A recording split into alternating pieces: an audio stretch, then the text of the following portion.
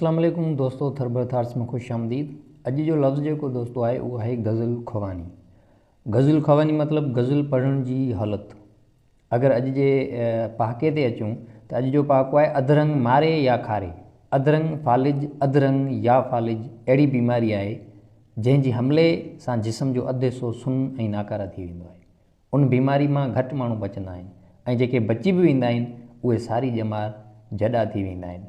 दोस्तों, अधरंग या जंहिंखे पाण फालिज चऊं, इहो ईंदा ॿुधाइनि त मारे या खारे मतिलबु अगरि थिए थो अधरंग त चवनि ई था त तक़रीबन 3 कलाक अंदरि अगरि उहो बंदो जेकॾहिं पहुची थो वञे, माना एट ए टाइम अगरि बंदो हॉस्पिटल उन हॉस्पिटल पहुचे जिते अधरंग जो इलाजु थिए, उते पहुची वेंदो त पोइ उहो मरीज़ जेको आहे उहो कंहिं क़दुरु उन में रिकवरी ईंदी।